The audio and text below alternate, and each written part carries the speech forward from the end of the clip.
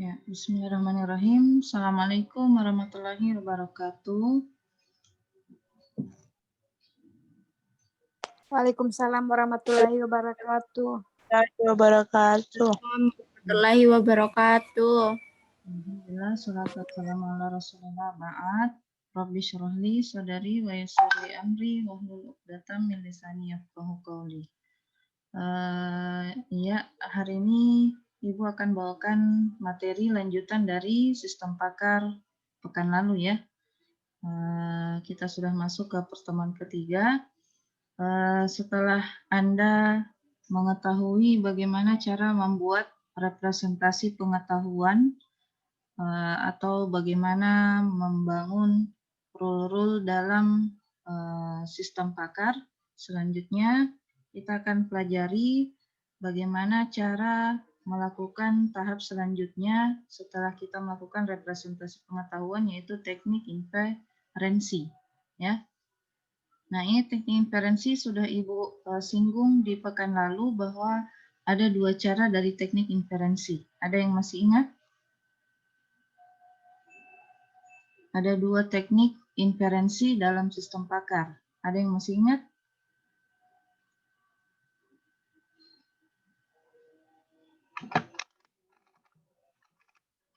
Coba dibuka catatannya atau materi pekan lalu, coba dibuka dulu.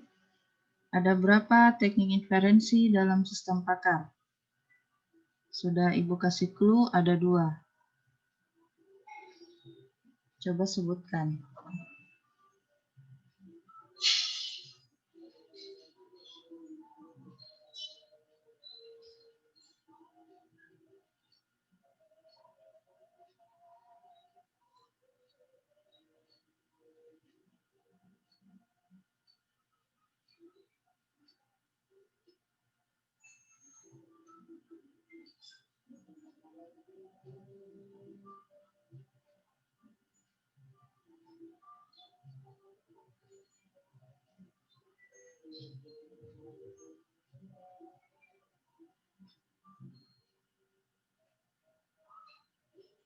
Halo, ada yang bisa? Ibu ndak lanjut kalau ndak ada yang sebutkan. Saya Ibu Ya, siapa namanya? Widya Sri Wahyulianti, Bu. Widya. Oke, Widya. Satu je nama Widya tuh di kelas tak? Ada. Ya. Satu je nama Widya di kelas tak toh? Iya kayaknya, Bu. Ya, lanjut nih Widya. Apa Widya? Forward chaining dan backward chaining, Bu. Ya, masih ingat Widya apa itu forward chaining dan apa itu backward chaining?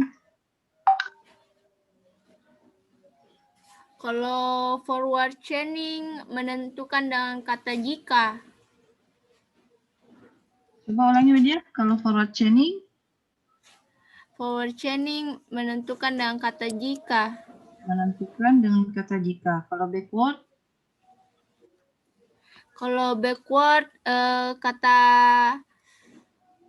maka, Bu.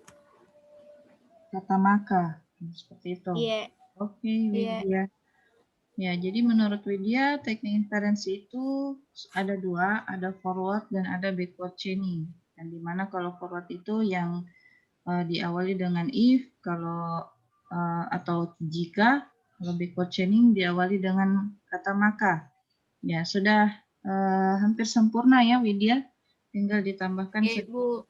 Iya, tinggal ditambahkan sedikit bagaimana supaya forward chaining itu adalah salah satu dari teknik dalam sistem pakar yang modelnya adalah runut maju atau strukturnya itu if then ya. Sementara kalau backward chaining salah satu teknik inferensi dalam sistem pakar yang bergerak mundur ya. Bergerak mundur artinya dari kesimpulan dulu lalu mencari fakta yang menyusun kesimpulan tersebut atau dalam strukturnya then dulu baru if-nya seperti itu. Oke Widya, terima kasih. Nah, jadi sebelum kita masuk ke teknik inferensi secara mendetail, kita lihat dulu definisi dari inferensi. Jadi inferensi itu maksudnya adalah proses yang digunakan dalam sistem pakar untuk menghasilkan informasi baru dari informasi yang telah diketahui. Jadi setelah Anda membuat representasi pengetahuan yang terdiri atas beberapa rule, nah nanti dari rule-rule tersebut akan menghasilkan fakta baru atau informasi baru. Nah, itu yang disebut dengan inferensi. Nah, kita lihat ini alurnya. Jadi di sini ada inputan 1, inputan kedua, dan inputan seterusnya. Kemudian dimasukkan ke dalam expert system atau diolah dalam expert system atau sistem pakar. Ini knowledge base, representasi pengetahuannya. Ini telah Anda susun ya kemarin melalui tugas 1. Nah, sekarang dari knowledge base ini kita akan olah ke dalam teknik inferensi. Untuk apa? Untuk menghasilkan informasi-informasi baru atau fakta-fakta baru yang dapat mendukung kebenaran dari output atas sistem pakar yang kita bangun nantinya. Ya, jadi semakin banyak informasi atau semakin banyak fakta yang dikumpulkan dalam suatu sistem, maka akan meningkatkan kepercayaan dari output yang akan dihasilkan. Tunggu dulu, Dik. Selamatkan dulu anakku.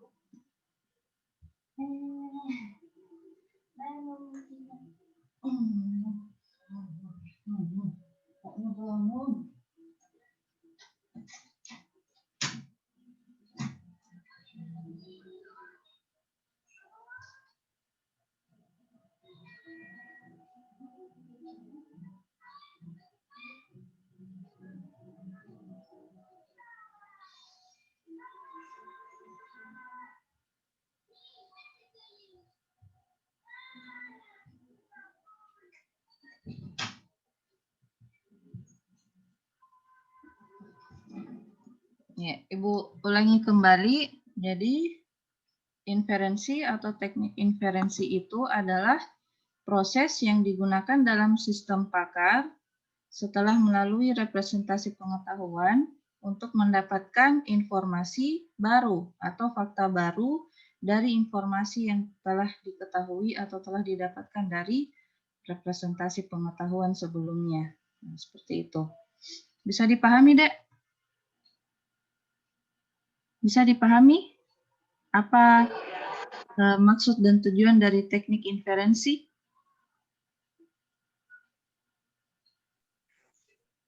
Ya, sebentar kita lihat Iya, Bu. contohnya ya. Nah, jadi inference engine ini atau teknik inferensi ini merupakan modul yang berisi program tentang bagaimana mengendalikan dari proses reasoning. Ya, reasoning itu maksudnya yang menjadi dasar atau yang menjadi alasan kenapa sistem atau program atau aplikasi sistem pakar yang kita bangun itu menghasilkan conclusion atau kesimpulan sedemikian rupa. Ya, jadi antara knowledge base atau representasi pengetahuan dengan teknik inferensi itu berbeda modul yang dimana masing-masing itu saling mendukung. Yang di dalamnya itu akan ada premis-premis baru. Premis itu maksudnya informasi atau fakta baru yang mendukung kesimpulan yang akan menjadi output dari sistem yang kita bangun. Ya. Nah, jadi bagaimana cara menghasilkan suatu kesimpulan yang bagus itu? Ya, dengan mengendalikan proses reasoning tersebut. Nah, apa itu reasoning? Nah, reasoning itu adalah proses bekerja dengan pengetahuan, fakta, dan strategi pemecahan masalah untuk Permisi, Ibu. kesimpulan. Ibu permisi. PPT tak muncul. Enggak tampil, Ki. Masa? Iya, Bu. Oh, tunggu. Iya, Bu, cuman yang bagian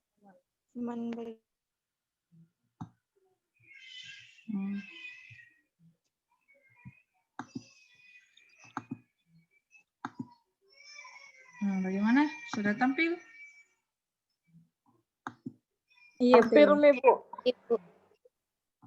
Iya, Bu. Kalau saya slideshow, tampil aja lagi slideshow-nya.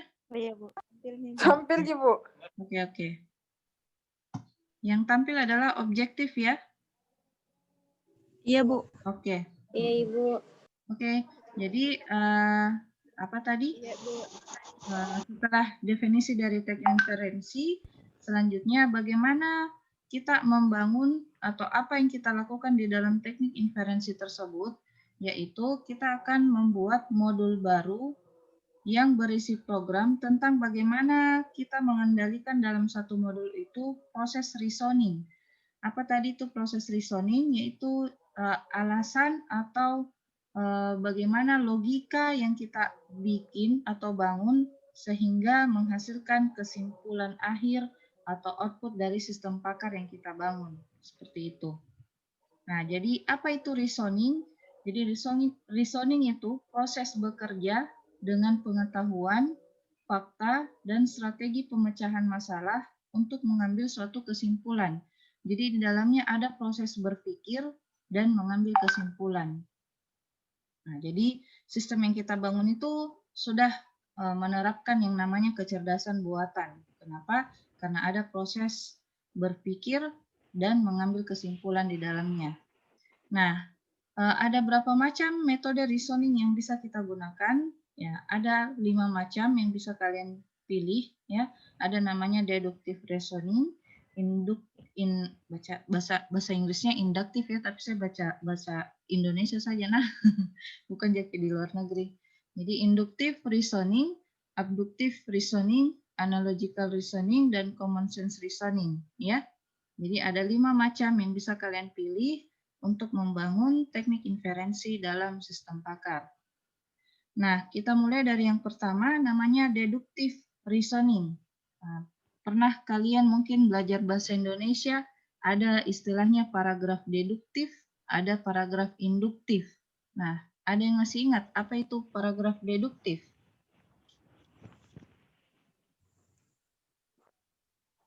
Ada yang masih ingat? Di pelajaran SMA-nya mungkin? Sekarang sudah semester 5 di 2 tahun yang lalu. Deduktif. Yang mana itu paragraf deduktif? Iya, Bu. Ada? Ya, Bu. Ya, apa? Fajriyah, Bu. Fajriyah. Iya, kenapa Fajriyah? Loyo sekali Fajriyahnya. Kayak lagi puasa atau lagi bangun dari tidur. Minum Ki dulu deh. Habis menjawab Iya, Ki Bu. minum nah. Ya, apa Fajriyah deduktif itu apa? Kalau paragraf deduktif itu yang kalimat utamanya di awal paragraf. Kalau paragraf induktif di akhir paragraf Iya. kalimat utamanya. Oke, wah, luar biasa nih Fajriyah ya, masih mengingat pelajaran SMA-nya. Oke deh, benar sekali ya Fajriyah. Jadi deduktif itu awal apa tadi? Awal apa? Deduktif itu yang di awal paragraf utamanya. Oh, paragraf atau kalimat utamanya berada di awal paragraf. Kalimat utamanya berada Iya. di awal paragraf. Oke, kalau induktif kalimat utamanya di akhir paragraf. Ya. Jadi mirip sekali ya dengan deductive reasoning dan inductive reasoning. Jadi kalau deductive reasoning itu kesimpulannya dulu atau konklusinya dulu, ya diawali dengan konklusi dulu, baru diakhiri dengan premis-premisnya atau informasi-informasinya atau fakta-faktanya, seperti itu. Jadi umum ke khusus kalau deduktif. Nah, sebaliknya sebentar Ibu jelaskan induktifnya ya. Induktifnya itu sebaliknya dari khusus ke umum, yaitu dari informasi-informasi atau dari premis-premisnya sehingga menghasilkan konklusi. Seperti itu. Nah, kita lihat di sini reasoning deduktif untuk mendeduksi informasi baru dari hubungan logika pada informasi yang telah diketahui. Nah, contohnya ini ada sebuah implikasi. Ini implikasi ya, jika maka. saya akan basah kuyup jika berdiri di tengah-tengah hujan deras. Nah, aksiomanya itu maksudnya bagian pertamanya ya. Saya berdiri di tengah-tengah hujan deras. Nah, kemudian konklusinya kan jika atau aksioma itu adalah sebabnya. Nah, akibatnya konklusinya saya akan basah kuyup. Nah, seperti itu. Jadi bentuknya itu bisa kita lihat sebagai berikut untuk deductive reasoning. Jika A itu benar dan jika A implikasi B itu benar, maka B-nya benar. Nah, seperti itu. Jadi ini bentuk deductive reasoning. Jadi ada dua nilai atau ada dua struktur logika di dalam satu penyusun premisnya. Ya, ini if, jadi ini premisnya atau ini faktanya atau ini informasinya, kemudian konklusinya di sini. Nah, seperti itu. Nah, selanjutnya kalau inductive reasoning mengambil kesimpulan umum dari sejumlah fakta khusus. Nah, jadi sebaliknya yang tadi. Nah, contohnya ada suatu premis, ada lagi premis kedua. Monyet di kebun binatang Ragunan makan pisang. Kemudian premis yang kedua, monyet di kebun raya Bogor juga makan pisang. Jadi konklusinya kita hapus yang berbeda. Premis 1 dan premis 2 yang berbeda cuma lokasinya. Yang sama adalah subjeknya dengan apa yang dilakukan subjek tersebut. Sehingga konklusinya adalah semua monyet makan pisang. Nah, coba kita bandingkan dengan yang tadi. Kira-kira dia berbeda di mana? Nah, coba kalau ini ada informasi atau fakta 1, ini fakta kedua. Sehingga kita bisa menghasilkan konklusi baru. Konklusinya itu mewakili antara premis 1 dengan premis kedua tersebut. Nah, sementara kalau di deduktifnya, konklusinya itu adalah yang awal kalimat yang tadi ini. Saya akan basah kuyup jika berdiri di tengah-tengah hujan deras. Nah, ada aksiomanya yaitu yang menjadi penyebab saya berdiri di tengah-tengah hujan deras. Nah, kita hapus yang bagian A dengan bagian A-nya sehingga yang tersisa adalah B. Nah, B-nya itu adalah saya akan basah kuyup. Jadi ini nih konklusinya. Saya akan basah kuyup seperti itu. Jadi konklusi dulu baru premis-premisnya.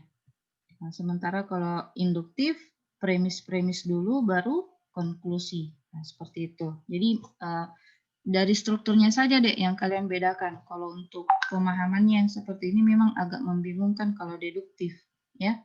Karena lain lagi istilahnya ada lagi aksioma, ada lagi implikasi. Nah, kalau premis konklusi kan mudah jika kita pahami tak? Jadi strukturnya dibalik aja. Kalau induktif premis-premis dulu baru konklusi. Kalau deduktif konklusi dulu baru premis-premis. Seperti itu. Nah, kita lihat di jenis reasoning yang ketiga namanya abduktif. Jadi, ini adalah bentuk dari proses deduksi yang mengizinkan inferensi plausible. Nah, apa itu plausible? Yaitu konklusi mungkin yang memungkinkan bisa mengikuti informasi yang tersedia. Tetapi informasi yang tersedia tersebut bisa salah, ya, jadi tidak selalu benar. Nah, seperti itu. Jadi konklusinya di abductive reasoning ini bisa bernilai benar, bisa juga bernilai salah. Nah, kita lihat contohnya, ini ada sebuah implikasi, ya, tanah menjadi basah jika terjadi hujan. Nah, aksiomanya tanah menjadi basah. Nah, berarti konklusinya ini B, tanah menjadi basah, jadi yang tersisa adalah terjadi hujan. Nah, konklusinya, apakah memang terjadi hujan? Nah, seperti itu. Jadi ini kan tidak diketahui kalau tanah menjadi basah belum tentu disebabkan oleh hujan kan? Boleh jadi orang siram-siram jalanan karena lagi panas mungkin, ataukah orang lagi siram-siram bunga mungkin, ya. Nah, seperti itu. Jadi bentuk umumnya itu Jika B adalah benar dan A berimplikasi B adalah benar, maka A adalah benar. Jadi ini kebalikan dari deduktif tadi, maksudnya di konklusinya, ya. Nah, kemudian di analogical reasoning, yaitu analogi yang membantu memahami situasi baru atau objek baru. Jadi di dalamnya ini digambarkan analogi antar dua objek atau situasi, kemudian dilihat persamaan dan perbedaannya untuk melakukan proses reasoning selanjutnya. Nah, contohnya, Andi telah bekerja dengan baik. Andi mendapat kenaikan jabatan. Nah, ini berdasarkan objek dari Andi ini, kita bisa mengambil kesimpulan atau konklusi untuk objek yang lain. Nah, misalnya Budi. Budi telah bekerja dengan baik. Berdasarkan bentuk reasoning yang ada pada Andi, maka Budi akan mendapatkan kenaikan jabatan juga, seperti yang dialami oleh Andi. Nah, itu maksudnya analogical reasoning. Nah, selanjutnya yang terakhir, reasoning yang kelima yaitu common sense. Ya, common sense itu artinya adalah berdasarkan dari pengalaman atau informasi-informasi yang didapatkan, manusia akan belajar untuk memecahkan masalahnya secara efisien. Jadi semakin banyak pengalaman untuk mengatasi suatu masalah, maka kita juga bisa mengetahui bagaimana cara menyelesaikannya secara efisien. Nah, dalam sistem pakar, common sense reasoning ini bisa dikategorikan dalam heuristik. Jadi heuristik ini nanti pekan depan kita pelajari, yaitu teknik kepercayaan dalam sistem pakar, ya. Nah, seperti itu. Jadi di sistem pakar itu semakin banyak rule atau informasi atau fakta yang kita susun atau didapatkan dalam sistem pakar yang kita bangun, maka semakin tinggi juga nilai kepercayaannya atau outputnya semakin mendekati kebenaran atau 100% hampir 100% benar outputnya seperti itu. Nah, selanjutnya kita lihat ini ada beberapa contoh, kita bahas sama-sama. Nah, ini ada soal yang pertama. Ada major premisnya, jadi ada premis 1. Saya tidak mau jogging ketika temperatur mencapai 90 derajat. Nah, ini premis 1. Premis keduanya, hari ini temperaturnya 93 derajat. Ya, derajatnya ini dalam Fahrenheit. Jadi kesimpulannya, oleh sebab itu saya tidak mau jogging hari ini. Nah, ini kira-kira bentuk jenis reasoning yang mana ini? Kalau berdasarkan contoh yang tadi, premis-premis. Deduktif. Apa? Deduktif. Iya, siapa yang menjawab? Siapa yang Fajria, Bu. Oh, Fajria lagi. Yang lain deh. Yang lain selain Fajria, siapa yang belum menjawab?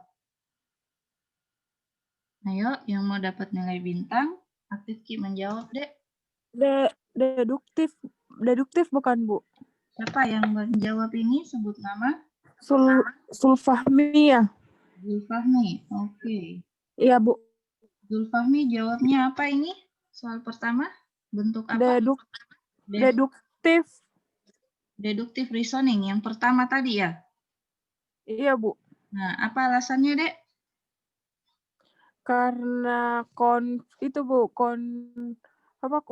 konklusinya pertama ini tidak mau jogging hari ini. Seperti itu. I will not jog today. Iya, Bu.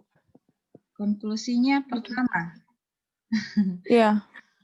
Konklusinya pertama, I will not jog today. Oke. Ada jawaban lain selain Zulfahmi? Saya Bu Balgis. Saya Ibu. Siapa ya selain Balkis? Siapa itu? Ya, Siti Wahyulianti, Bu. Siapa? Widya, Bu, Widya. Oh, masih Widya. Oke lah, Widya aja. Oke, Widya. Induktif, Bu. Ya, kenapa induktif, Widya? Karena sama-sama apa tuh lagi?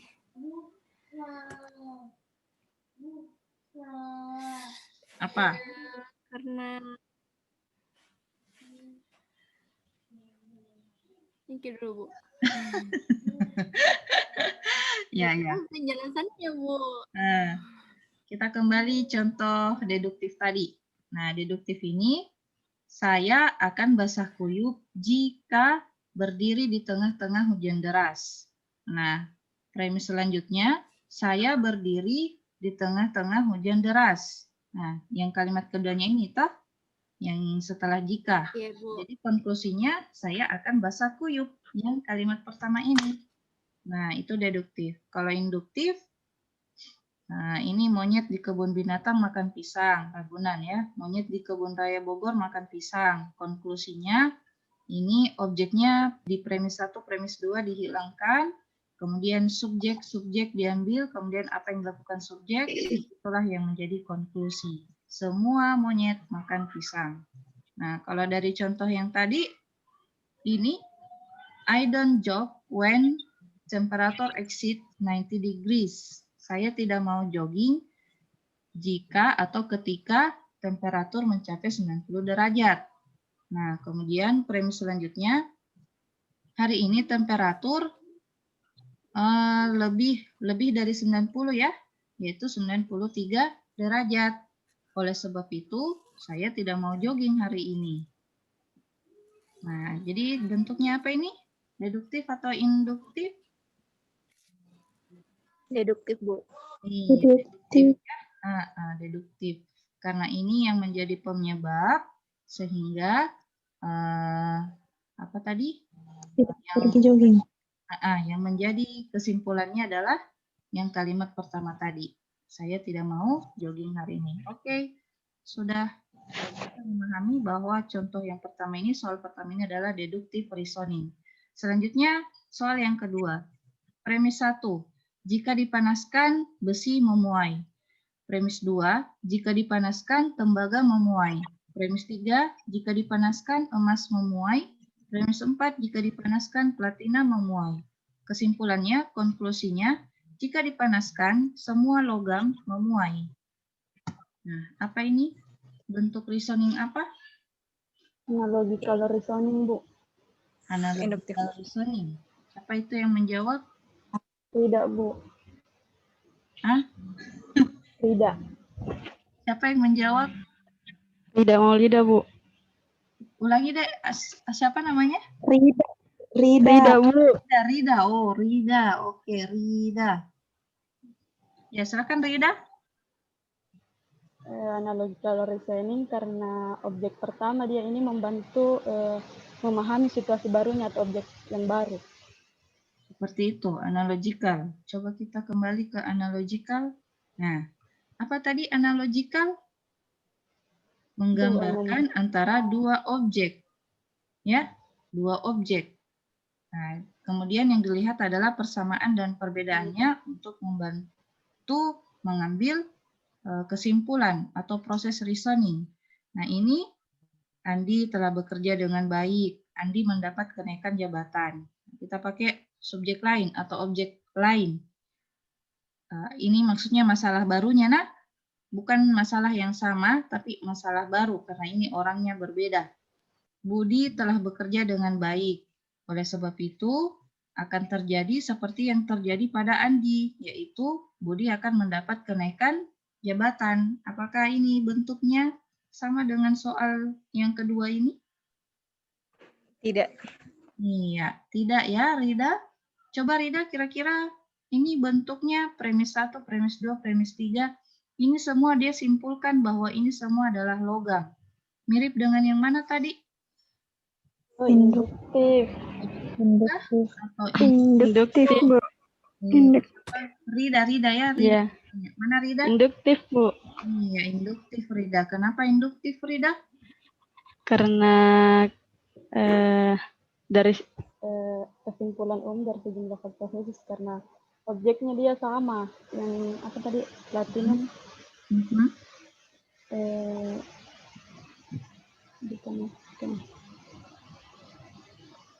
Iya, jadi dia simpulkan semua monyet. Artinya sama-sama di objeknya toh?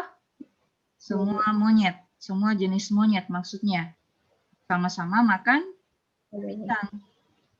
Iya, jadi begitu juga di soal kedua. Semua ini ditambahkan Mas Patinas. Ini semua logam. Ya? Iya, jadi semua logam jika dipanaskan akan memuai. Jadi ini adalah induktif. Karena terdiri atas beberapa informasi yang informasinya ini mirip Ji. Tinggal diambil satu kesimpulan yang dapat mewakili semua premis ini, yaitu kata logam. Seperti itu. Selanjutnya soal ketiga. Ada premis 1. A akan diam jika marah. Jadi kalau ini ada orang A, si A, kalau marah dia diam. Nah, premis selanjutnya saat ini si A lagi marah. Nah, jadi konklusinya A akan diam. Ini bentuk reasoning apa ini, Dek?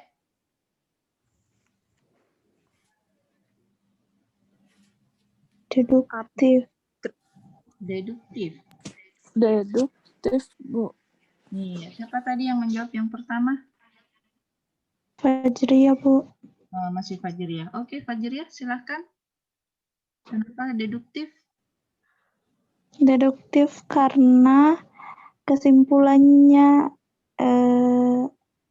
yang pertama A maka B, maka kesimpulannya A. Mana tadi gitu, Bu? Nah, Cocomin, lanjut. Premis pertama itu jika A maka B. B. Sementara premis selanjutnya B. B. Sehingga kesimpulannya A. Iya, berada di awal, ya, awal dari premis tadi. Jadi ini adalah deduktif. Ada yang beda jawabannya? Ada yang beda jawabannya? Sama, jadi Tidak ada, Bu. Iya, jadi sudah bisa. Jadi sudah mulai bisa bedakan antara deduktif, induktif, apalagi tadi? Ya, deduktif, induktif. Nah, selanjutnya ini contoh analogikal. Ini kalian cari-cari misalnya yang lain ya. Enggak untuk dibahas di sini. Silakan kalian yang cari tahu sendiri. Selanjutnya soal kelima, terakhir. Premis 1, penyakit yang disebabkan oleh virus sulit diobati. Nah, selanjutnya premis yang kedua, demam berdarah disebabkan oleh virus. Nah, jadi kira-kira konklusinya apa ini? Siapa yang bisa? Penyakit yang disebabkan oleh virus sulit diobati. Demam berdarah disebabkan oleh virus. Jadi kesimpulannya apa? Konklusinya apa?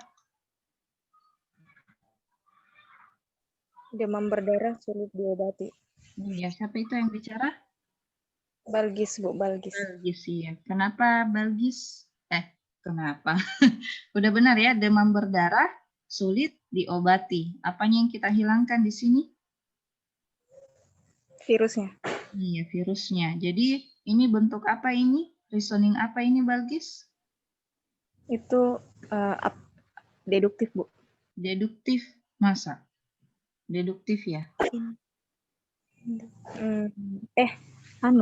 Iya, Bu. Mungkin. Kita lihat deduktif. Bukan abduktif? Bukan abduktif? Coba kita lihat abduktif. Coba kita lihat. Sebenarnya Bu, kalau abduktif saya kurang paham, Bu. Yang saya paham itu deduktif, induktif, sama analogical reasoning itu. Nah, itu. Oke. Jadi kalau abduktif, coba kita lihat sama-sama contohnya. Tanah menjadi basah jika terjadi hujan. Nah, coba lihat. Tanah menjadi basah jika terjadi hujan. Nah, yang menjadi premis selanjutnya, tanah menjadi basah. Jadi, yang tersisa adalah terjadi hujan. Nah, jadi yang kalimat keduanya di sini yang menjadi konklusi. Terjadi hujan, seperti itu. Nah, cuman di abductive reasoning itu kita tidak tahu apakah ini benar atau salah. Seperti itu, karena kesimpulannya yang ada di kalimat keduanya, penyusun atau kalimat keduanya yang berada di premis 1. Nah, kita lihat contoh yang tadi. Penyakit yang disebabkan oleh virus sulit diobati. Demam berdarah disebabkan oleh virus. Nah, jadi kesimpulannya demam berdarah sulit diobati. Apakah ini bisa kita simpulkan sebagai abduktif atau tetap deduktif? Atau mungkin induktif?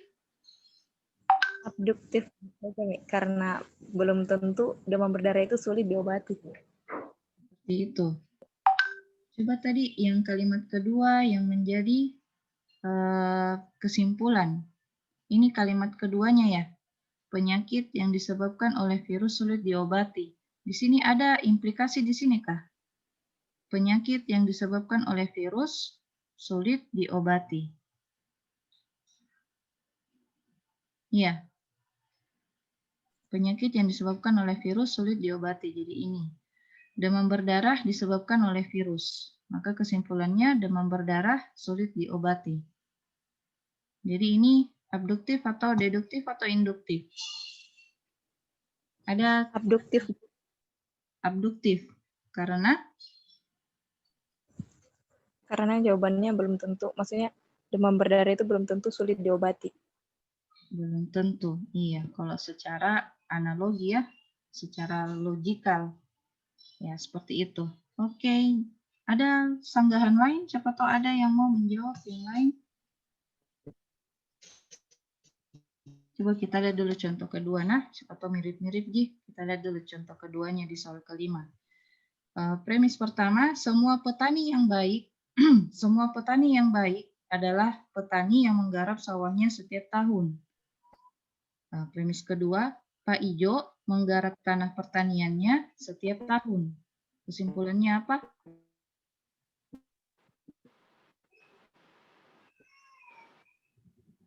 Kesimpulannya apa?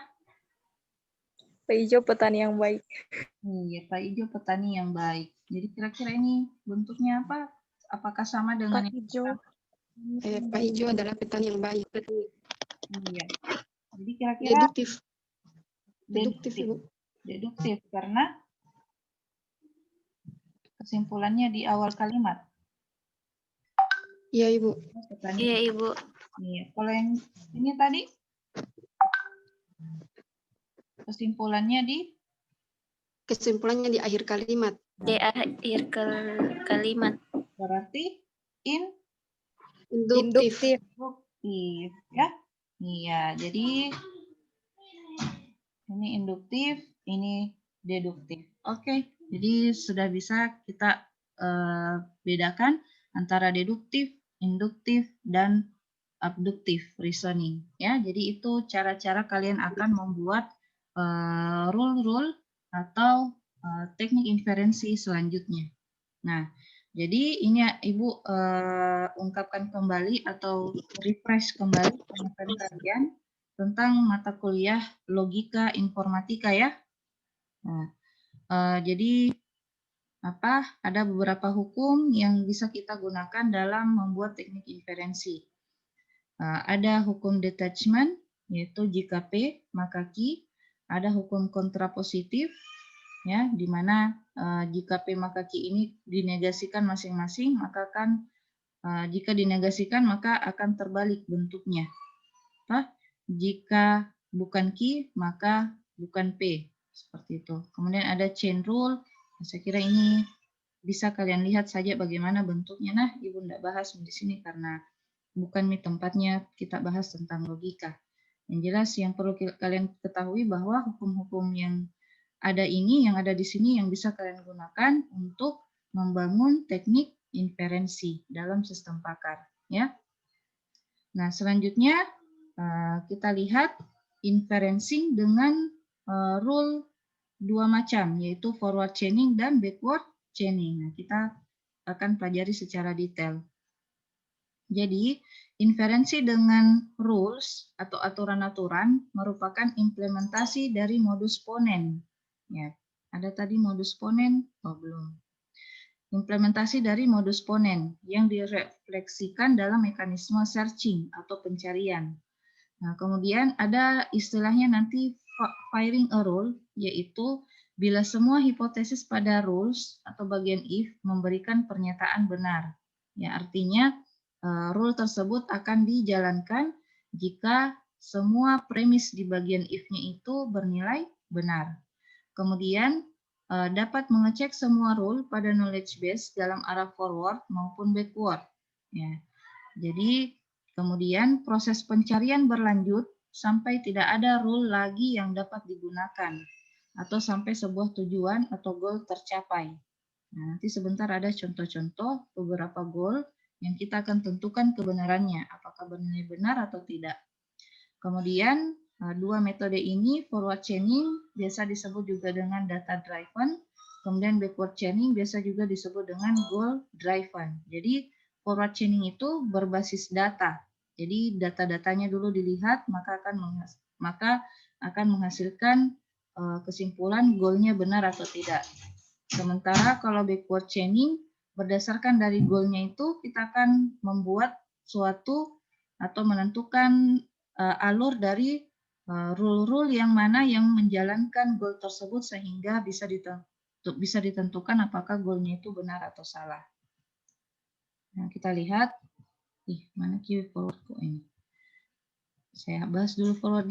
Jadi forward chaining itu adalah bentuknya jika klausa premis sesuai dengan situasi atau bernilai true, maka proses akan menjalankan konklusi tersebut.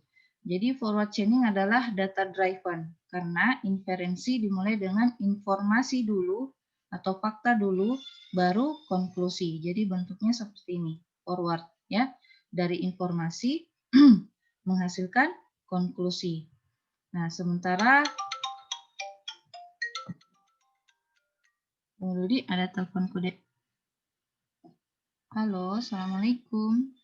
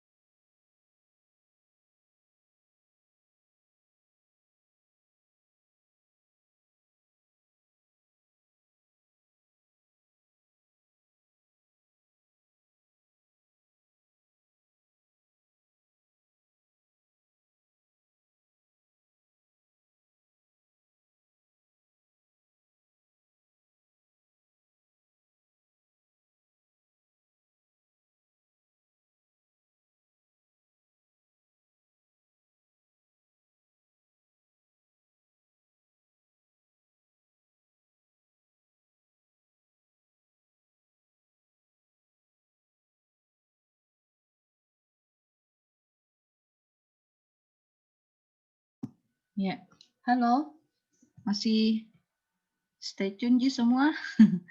Ya, sorry ada iklan sedikit. Iya, Bu. Oke, jadi forward chaining itu informasi dulu atau premis-premis dulu, baru konklusi. Nah, jadi ini forward chaining sama dengan reasoning apa tadi? Deduktif ya? Sama dengan deduktif atau induktif? Forward chaining. Jadi informasi-informasi dulu baru konklusi.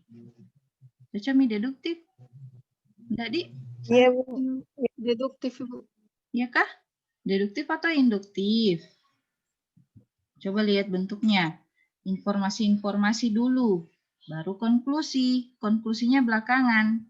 Deduktif kah? Induktif. Iya, induktif. Ayo, Bu. Jadi harus bersifat kritis, Dek. Jadi tidak selamanya apa yang Ibu tampilkan di sini benar, nah. Jadi ini induktif. Coret Kina, induktif. Forward chaining.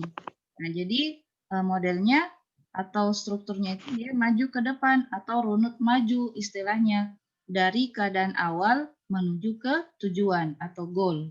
Jadi nanti outputnya itu adalah apa akibatnya dan mengakibatkan apa ya. Biasanya seperti ini. Jadi apa hasil diagnosa kalau diagnosa. Terus apa keputusannya kalau sistem pendukung keputusan, atau apa nama penyakitnya kalau misalnya diagnosa penyakit ya, apa jenis kerusakannya kalau tentang kerusakan hardware dan seterusnya. Nah, itu forward chaining. Sekarang backward chaining, pendekatannya itu goal driven, yaitu berdasarkan hipotesa dulu, baru kita cari tahu apa penyebab dari hipotesa ini. Jadi modelnya hipotesa dulu, baru sebab-sebabnya. Atau kalau kayak modelnya tadi, konklusi dulu, baru informasinya.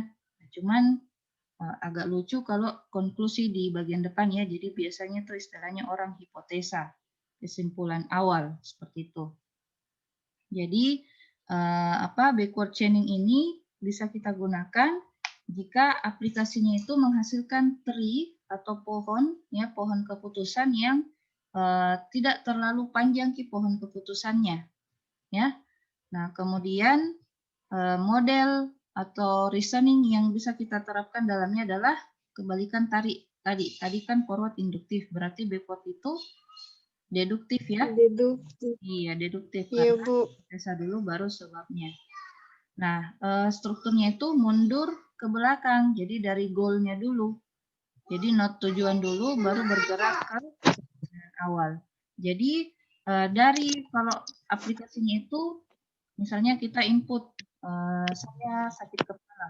Kita penyebabnya apa ya? Nah, seperti itu. Jadi diagnosa dulu, baru dia cari tahu apa yang menyebabkan hasil diagnosa tersebut dan apa yang menjadi penyebabnya, ya. Nah, seperti itu. Kalau misalnya saya mimisan. Nah, kira-kira apa penyebabnya ini mimisan? Nah, jadi nanti akan tampil di outputnya itu penyebab-penyebab dari penyakit mimisan tersebut. Nah, seperti itu. Backward chaining, forward chaining. Nah, selanjutnya coba Anda perhatikan, ini ada dua contoh. Kira-kira ini bisa kita selesaikan dengan cara teknik inferensi yang mana? Backward chaining kah atau forward chaining? Kita lihat contoh yang pertama. Anda ingin terbang dari Denver ke Tokyo dan tidak ada penerbangan langsung antara kedua kota tersebut. Jadi, Anda harus menemukan connecting flight dari Denver yang berakhir di Tokyo.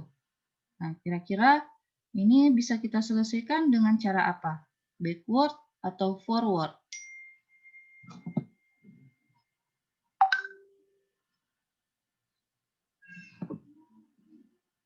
Ada seseorang mau terbang dari Denver ke Tokyo. Cuman tidak ada pesawat yang langsung dari Denver ke Tokyo. Jadi diberikan solusi cari penerbangan yang misalnya connecting flight itu maksudnya dari Denver tapi tidak langsung ke Tokyo. Sama-sama aja dari Denver tapi mungkin dia transit ke mana dulu baru menuju ke Tokyo. Nah, seperti itu. Kira-kira ini diselesaikan secara backward atau forward? Tujuannya adalah atau goal-nya adalah Tokyo. Jadi yang dicari tahu adalah bagaimana alur-alurnya sehingga bisa sampai ke Tokyo. Jadi itu kira-kira apa? Backward atau forward?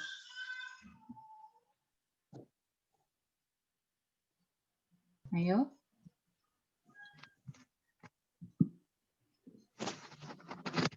Ayo apa, Dek?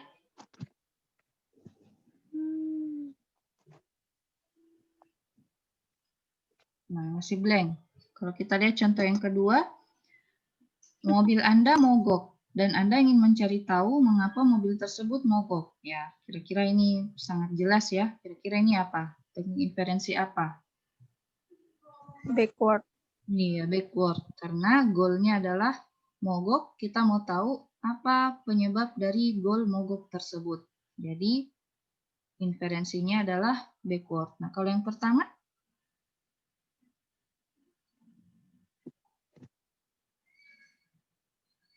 dari informasi tentang penerbangan dari Denver ke Tokyo sehingga dia bisa sampai ke Tokyo.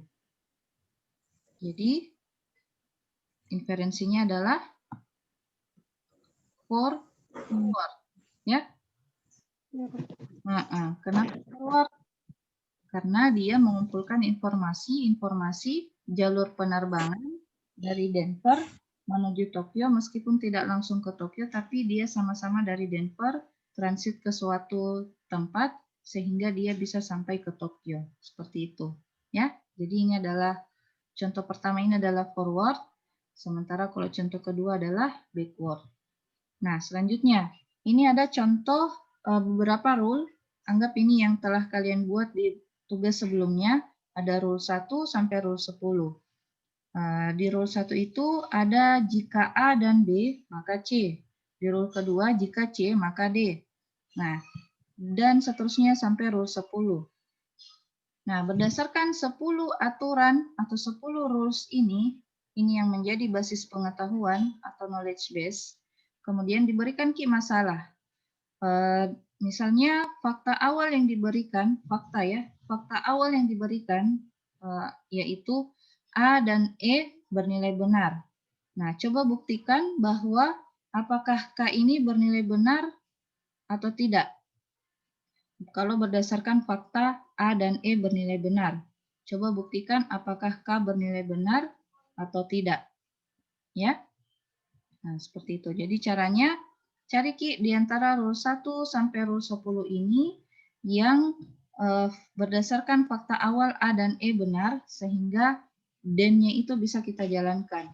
Ya, coba kita lihat A dan E dari rule pertama. Jadi alurnya itu selalu dari rule pertama. Di sini ada A. Apakah B ada di dalam fakta tadi? Ada atau tidak? Tidak. Tidak. Jadi rule 1 tidak bisa kita jalankan. Dicoret. Ya. Nah, selanjutnya rule kedua. Jika C, apakah C ada di dalam fakta tadi? Fakta awal? Tidak. Tidak ada. Jadi dicoret lagi rule keduanya. Ini kalian coret sendiri di catatan tanah. Rule ketiga. Jika A dan E, Tidak ada. apakah A dan E ada di fakta awal? Ada. Nah, maka, Ada. iya, jadi rule ketiga bisa kita jalankan. Jika A dan E, maka F. Nah, dapat Miki fakta baru, yaitu F.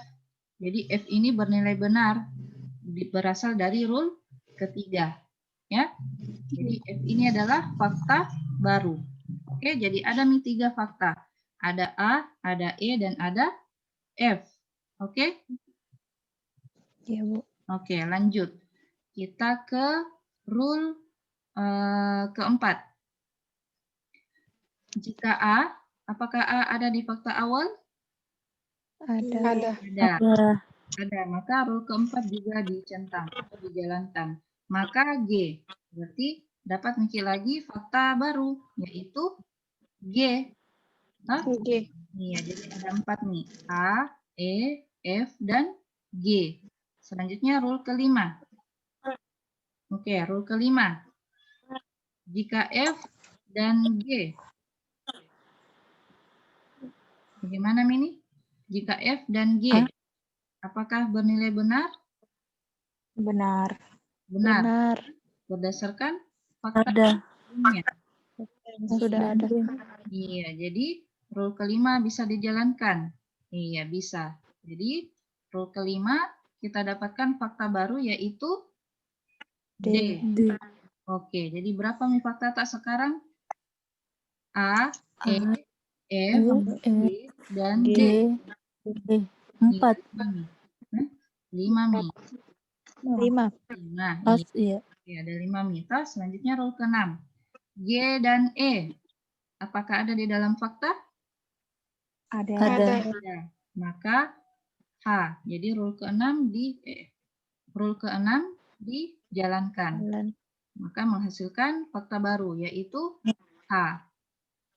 Nah, selanjutnya rule ke-7. C dan H.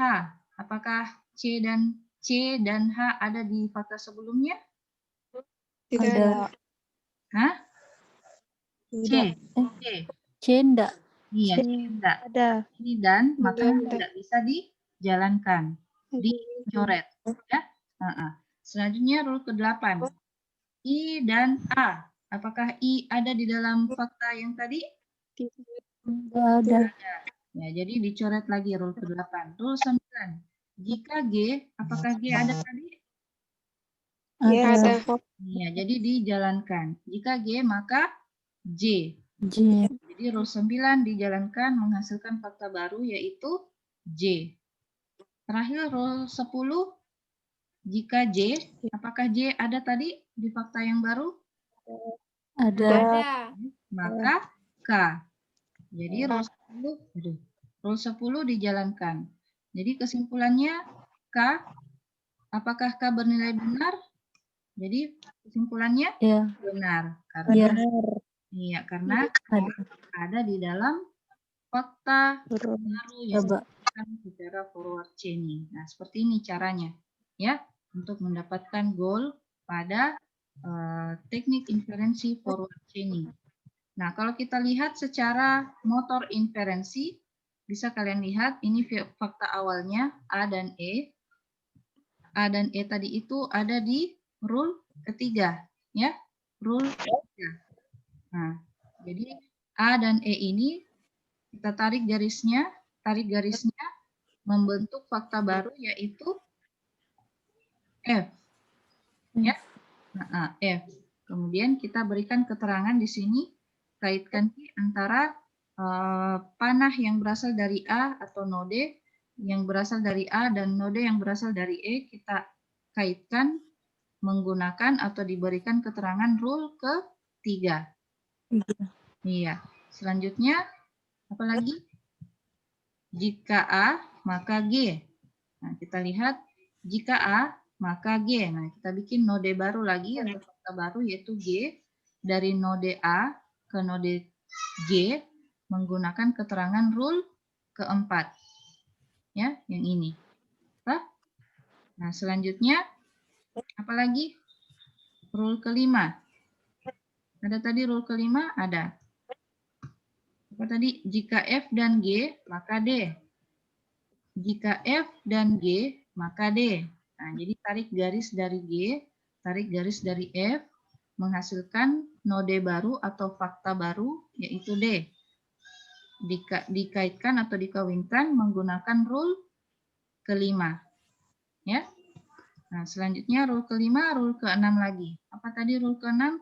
G dan E menghasilkan H. G dan E, jadi tarik garis dari G, tarik garis dari E, membentuk node baru atau fakta baru, yaitu H. Nah, dikaitkan atau dikawinkan, dihubungkan menggunakan rule ke-6. Selanjutnya setelah rule ke-6, rule ke-9. Jika G, maka J. Jika G, maka J. Nah, lurus-lurus J.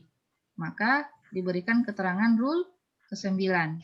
Terakhir rule ke-10. Jika J, maka K. Nah, lurus-lurus juga. Jika J, maka K. Menggunakan rule ke-10. Jadi, inilah bukti bahwa K itu memang benar, bernilai benar pada forward chain. Iya. Ada yang mau ditanyakan di sini, Dek? Untuk forward chaining? Nggak ada, Ji? Ibu, Ya. bagaimana caranya menentukan itu aturannya? Yang slide sebelumnya.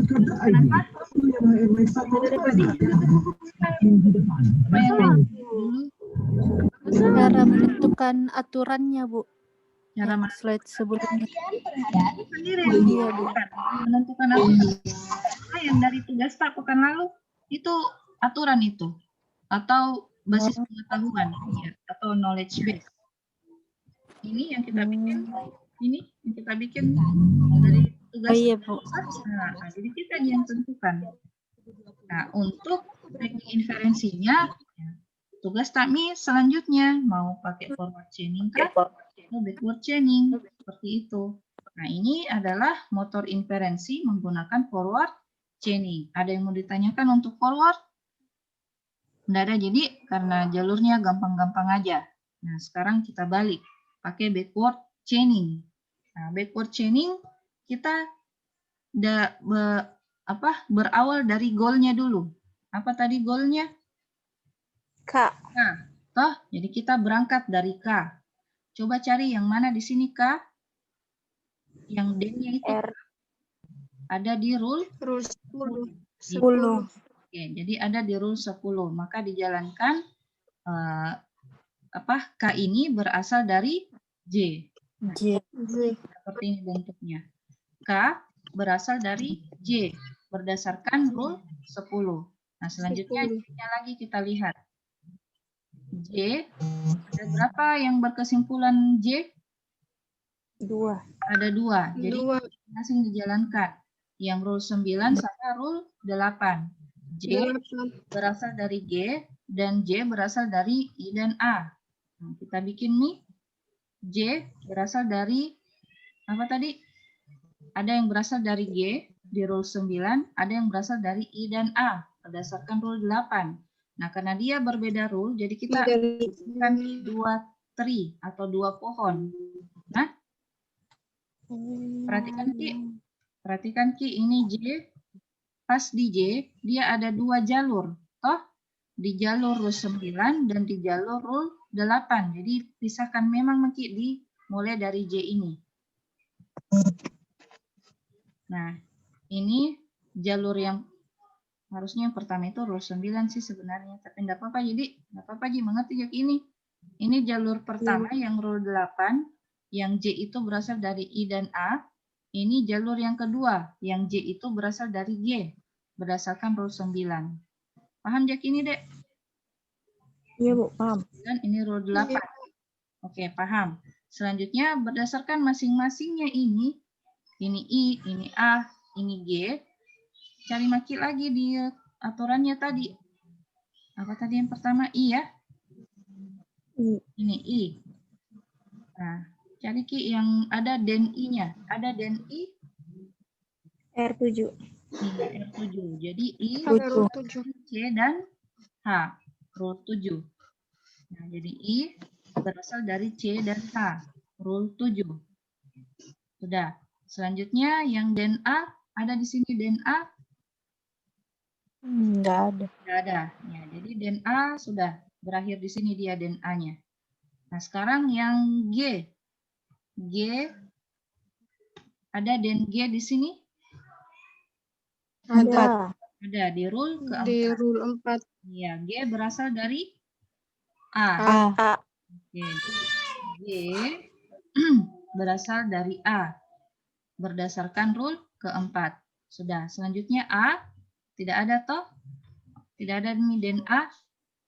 Enggak ada. Ya, nah jadi berakhir di A. Sehingga yang di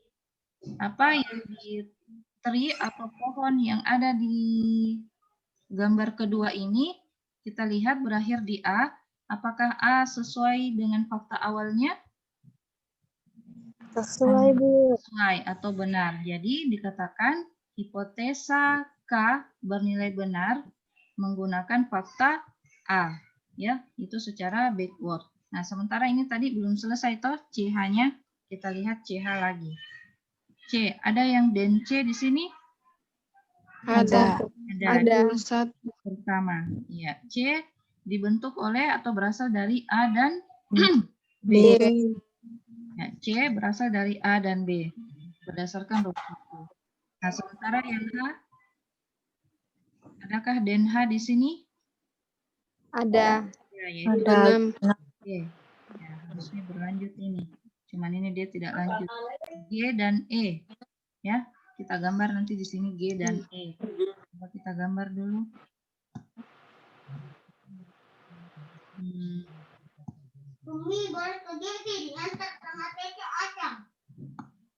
Ini jeleknya. Pakai ini G. Ini apa tadi? G dengan E, Di. G dengan E ya. Ini kita kembali lagi. Nah, itu G dan E. Oke. Yep. Nah, sudah G dan E. Selanjutnya A. Tidak ada nih tadi A toh? Berakhir di sini. B. Kalau kita lihat B. Ada dan B? Tidak ada. Iya. Tidak ada. Iya. Ini tidak diketahui. Terus G dan E ini kita selesaikan dulu G dan E-nya. Ada dan G? Ada. Ada. Belum 4. Iya, G ini disambungkan lagi ke A. Ya, jadi sesuai dengan fakta untuk A-nya. Kalau E? Ada dan E? Tidak ada. Tidak ada. Tidak ada. Cuman berakhir di E. Berarti A dan E bernilai benar. Ini A, ini E. Bernilai benar. Jadi pertamanya ini tidak bisa dikategorikan gagal karena ada berakhir di A, ada juga ini berakhir di A dan E. Nah, begitu juga dengan yang kedua, ada A-nya, ya. Jadi seperti inilah alur dari backward chaining. Jadi kira-kira lebih efisien yang mana? Menggunakan teknik inferensi backward chaining atau forward chaining? Forward chaining. Iya. Yang ini. Makanya kenapa Forward chaining. ya, orang lebih senang menggunakan forward chaining karena dari sisi efisiensinya. Seperti itu. Sudah. Selanjutnya contoh kasus yang lain. Ini kita menggunakan hanya keterangan huruf-huruf saja ya. Nah, sekarang contoh nyatanya. Contoh nyata, misalnya kita bikin sistem pakar penasihat keuangan. Kasusnya itu seorang user ingin berkonsultasi apakah tepat jika dia berinvestasi pada stok IBM, ya. Jadi ini nama perusahaan investasi, ya. Jadi kita bikin sistem pakar yang berfungsi sebagai penasihat keuangan. Nah, selanjutnya variabel-variabel yang kita bangun atau variabel-variabel yang mendukung sistem pakar penasihat keuangan ini ada A sampai G. A memiliki uang $10.000 untuk investasi. Jadi ini variabel yang bisa menjadi keputusan apakah Anda boleh berinvestasi. Iya, siapa yang menyanyi bagus nih suaranya. Iya, mute dulu deh semuanya, mute ya. Ya, supaya kita bisa fokus. Nah, selanjutnya A, memiliki uang $10.000 untuk investasi. Variabel B, berusia di bawah 30 tahun. Variabel C, tingkat pendidikan pada level college. Variabel D, pendapatan minimum per tahun $40.000. E, investasi pada bidang sekuritas. F, investasi pada saham pertumbuhan, growth stock. G, investasi pada saham IBM. Nah, setiap variabel dapat bernilai true atau false. Ya, ini maksudnya true atau false ya, tergantung dari kasusnya. Ya. Nah, diasumsikan si user ini user yang mau pakai ini sistem pakar, memiliki data. Dianya ini, si usernya ini memiliki uang $10.000. Nah, mana tadi uang $10.000? Berarti variabel A. A-nya ini true. Kemudian berusia 25 tahun. Nah, mana tadi usia? Usia di bawah 30 tahun. Berarti B. B-nya bernilai benar. Jadi ada dua fakta awalnya, yaitu A dan B. Nah, jadi apa output yang dia inginkan? Dia ingin meminta nasihat atau keputusan dari sistem pakar apakah tepat jika dia berinvestasi atau tidak. Jadi dua G outputnya, nah, investasi atau tidak. Ya. Nah, Selanjutnya dibangun rules-nya. Nah, rules-nya ini berdasarkan si pakar tadi, si pakar penasihat keuangan. Rule pertama, kata pakar ini, jika seseorang memiliki uang $10.000 untuk berinvestasi dan dia berpendidikan pada level college, maka dia harus berinvestasi pada bidang sekuritas. Nah, ini anjurannya pakar, ya. Rule pertama. Rule kedua, jika seseorang memiliki pendapatan per tahun minimal $40.000, jangan dulu ke sini, ini dulu. Fokus dulu di rule 1. Jika seseorang memiliki uang $10.000, ya, variabel mana tadi? A. Hah? Berpendidikan pada level college. Mana level college? C. Berarti bagaimana itu? If A and C, then apa? Berinvestasi pada bidang sekuritas. Sekuritas E. Dan Berarti A and C, then E. Nah, jadi ini rule 1. If A and C, then E. Nah, oke? Oke, Ya, rule Bu. 1? Oke, rule 2. If seseorang memiliki pendapatan per tahun minimal $40.000. Mana 40.000? Berarti dia D. And dia berpendidikan level college. D and C. Nah, if D and C. Dia harus berinvestasi pada saham pertumbuhan. Saham pertumbuhan F. Kedua, if D and C, then F. Oke. Kedua, D and C, then F. Oke. Kedua, lanjut. Ketiga. If seseorang berusia di bawah 30 tahun. Apa tadi? B. If B and dia berinvestasi pada bidang sekuritas. If B and then berinvestasi pada saham pertumbuhan. If B and E, then F. Oke, rule ketiga. If B and E, then F. Nah, sekarang rule keempat. If seseorang berusia di bawah 30 tahun dan di atas 22 tahun. Nah, ini menyangkut umur, Ji. Sama-sama umur. Berarti cuma B. Hah? Sama-sama, Jita? Ya, Bu. Ya, jadi, if B, then berpendidikan college. If B, then C. Oke, rule keempat, if B, then C. Sekarang rule terakhir. If seseorang ingin berinvestasi pada saham pertumbuhan. If F, then saham yang dipilih saham IBM. G. F, then G. If F, then G. Nah, jadi ada 5 rule yang dibuat oleh si pakar tadi. Rule awalnya. Nah, selanjutnya, bagaimanakah solusinya menggunakan forward dan backward? Kita lihat dulu secara forward. Dimulai dari apa tadi? Lalu dimulai dari yang rule pertama. Apa fakta yang kita miliki tadi? A dan B. Oke. Fakta awalnya adalah A dan B. Kita lihat di rule pertama. Ada A dan B? Tidak. Ya, yang ada cuma A. Jadi dicoret. Selanjutnya rule kedua. Ada A dan B? Enggak. Dicoret.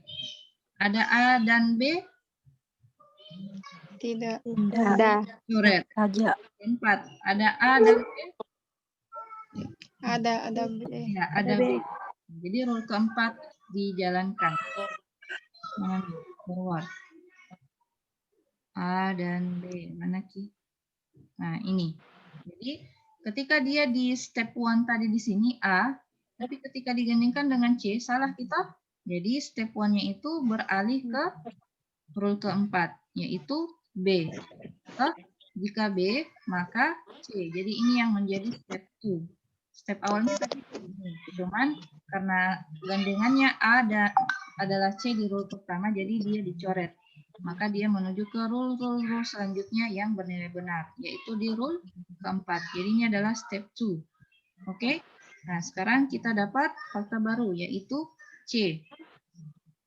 Selanjutnya, lagi. C itu kita lihat lagi dari rule pertama. A, ada 3 fakta tak toh? Ada A, B, dan C. Nah, kita lihat pertama. A dan C. Ada. Ya, benar. Jadi diambil. Maka step selanjutnya berada di rule 1. Kita lihat, ini step 2 menuju step 3 ada di sini. Nah, A dan C dan E. Jadi step 3-nya ada di sini. Ini maksudku. Nah, E. Selanjutnya, setelah berapa fakta tak? 4 minta? A, B, C, dan E. Nah, sekarang kita yang kedua. Apakah dijalankan atau tidak? Tidak. Ya? Tidak. Karena ada D. Ya, rule ketiga B dan E. Terpenuhi atau tidak? Ya. Iya, jadi ada B dijalankan. dan E. Nah, rule ketiga dijalankan. Ini rule ketiga, B dan E. Maka inilah yang menjadi step backward ini. B dan E. Maka inilah yang menjadi step 4, F. Ya. Nah, sekarang F. Berapa itu fakta tak? A, B, C, E, dan F. Nah, sekarang menuju ke sini. Ya, sudah minta itu.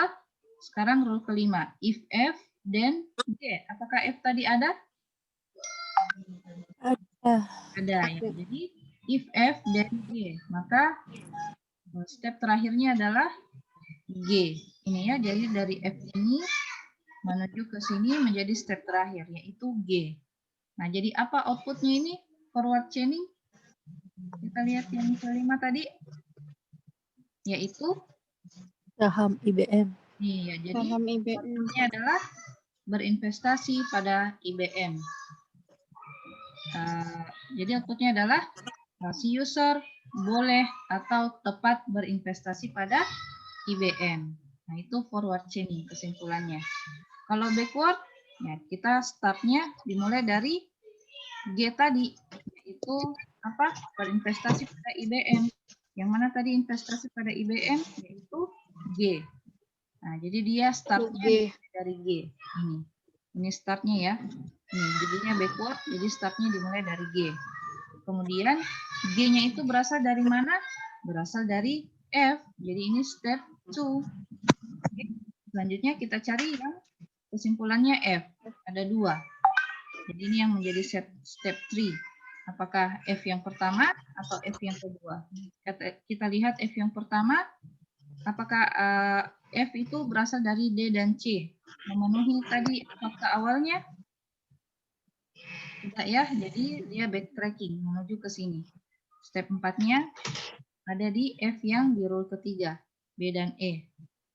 Nah, setelah itu dia akan melihat dari B dulu, dari E dulu, karena dari step 4 menuju step kelima. Ini, E. E-nya itu berasal dari rule 1 yaitu A, N, C. Kemudian B itu berasal dari mana nih B? Nah, ini step 5, ini step 6. B itu adalah berasal dari C, ya. Punya bingung-bingung makin kalau backward. Jadi lebih enak dikerjakan itu kalau pakai apa tadi? Pakai tree ya. Nah, cuman kalau dia ada di sini agak bingung-bingung makin. Jadi kalau backward, bagaimana kesimpulan akhirnya? Investasi atau tidak? Kita lihat dari step terakhirnya, yaitu B. Apakah B ada di dalam faktanya atau tidak? Ya, ada 25 tahun. Jadi, bisa dikatakan bahwa si user ini tepat berinvestasi pada IBM. Sudah? Jadi, seperti itu alurnya untuk forward dan backward. Nah, selanjutnya ini ada beberapa fungsi dari inference engine. Jadi, di mesin inferensi atau di teknik inferensi itu kita bisa menjalankan beberapa rules. Jadi bisa dijalankan, bisa juga dicoret, fire, artinya dibakar ya, atau dicoret. Selanjutnya, kita bisa memberikan pertanyaan pada user, lalu menambahkan jawaban pada working memory, mengambil fakta baru, kemudian menambahkan fakta baru tersebut pada working memory, mencocokkan fakta pada working memory dengan rules. Jika ada yang cocok, matching, maka rules-nya dijalankan. Jika ada dua rule yang cocok, cek dan pilih rule mana yang menghasilkan goal yang diinginkan. Kemudian, fire the lowest number and fire rule. Ya, cari yang paling mendekati dari rule yang ditanyakan, seperti itu. Nah, selanjutnya ini ada kuis. Kuisnya ini ada dalam buku, jadi nanti Ibu fotokan, kirimkan di grup, silakan dikerjakan. Cuman Ibu pilihkan itu berdasarkan absennya ya. Jadi dari absen nomor urut 1 ada 3 nomor deh, ada 3 nomor nak. Jadi nomor 1 dikerjakan oleh nomor 1. Nomor 2 dikerjakan oleh nomor urut 2. Nomor 3 dikerjakan oleh nomor urut 3. Itu lagi berulang. Nomor 4 urut 4 di absen, kerjakan kembali nomor urut 1. Nomor soal nomor 1. Nomor urut 5 di absen, kerjakan soal nomor 2. Jadi seperti itu. Nanti Ibu tuliskan ya. Jadi soal nomor 1, soal nomor 2, soal nomor 3 silakan dikerjakan dalam bentuk kuis. Kuisnya ini waktunya sampai besok ya. Sampai besok jam 16.30. Jadi bukan sampai malam. Jadi masih bisa Jeki dulu tidur, mimpikan solusinya itu bagaimana dari soalnya. Kalau dikerjakan secara forward bagaimana, kalau dikerjakan secara backward bagaimana. Oke, jadi diskusi selanjutnya kita sambung di WhatsApp atau secara japri ya. Baiknya japri aja karena ada kelas selanjutnya nanti itu dek. Tidak masalah Ji kalau kelas selanjutnya tahu ada kuis atau tidak karena dikerjakan di dalam 1 hari. Jadi tidak apa-apa Ji bertanya dalam grup saja dek. Di soalnya nanti Ibu saja. Oke, sampai di sini materi teknik inferensi. Semoga bermanfaat, semoga bisa dipahami, semoga dengan ilmu yang Ibu berikan bisa menjadi bekal untuk kalian mengerjakan yang Ibu berikan. Ya. Demikian kita tutup dengan ucapan alhamdulillahirobbilalamin. Subhanallahumma bihamdik. Asyhadu an la ilaha illa anta astaghfiruka wa atubu ilaik. Assalamualaikum warahmatullahi wabarakatuh. Waalaikumsalam. Waalaikumsalam warahmatullahi wabarakatuh.